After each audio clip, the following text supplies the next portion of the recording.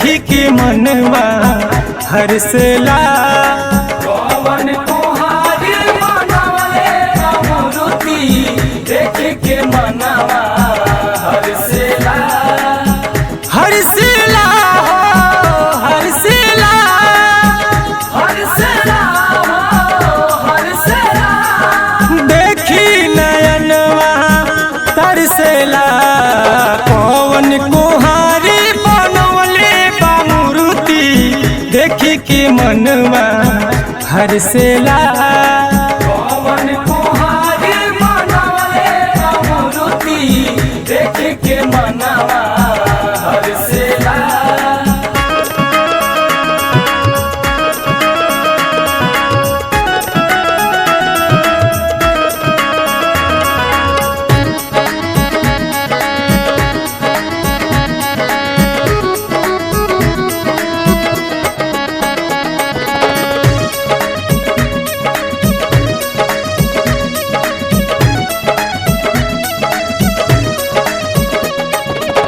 लागला जैसे कि बोल दी है आज हो, गजब के कैले बा तुहरा तो काज हो।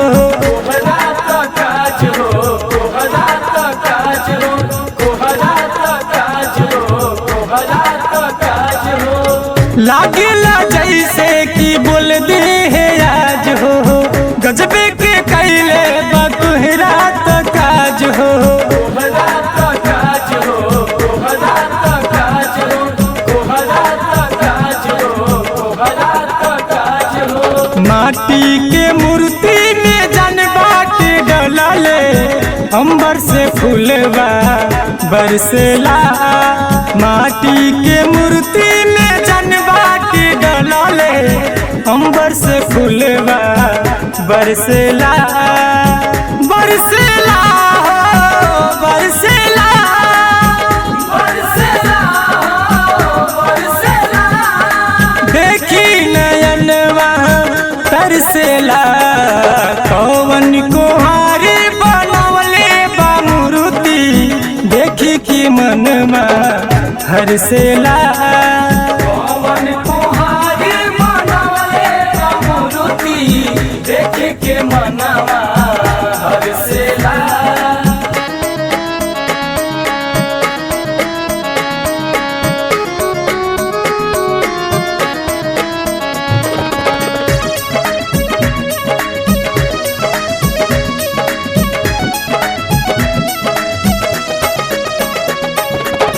देखी के मैया की चंदा लजाला, बदरा के पीछे हो तालु काला।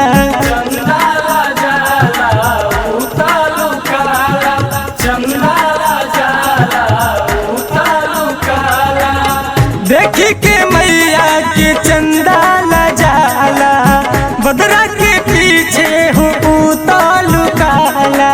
चंदा जाला उतारू काला, चंदा जाला उतारू काला। ललकी चुनरिया की कोनो न जोड़ा, चम चम चुनरी चमकेला। ललकी चुनरिया की कोनो न जोड़ा, चम चम चुनरी चमकेला। चमकेला हो चमकेला चमकेला चमकेला देखी नयनवा तरसला। कौन कुहारी बनवले मूर्ति देखी कि मनवा हर्षला।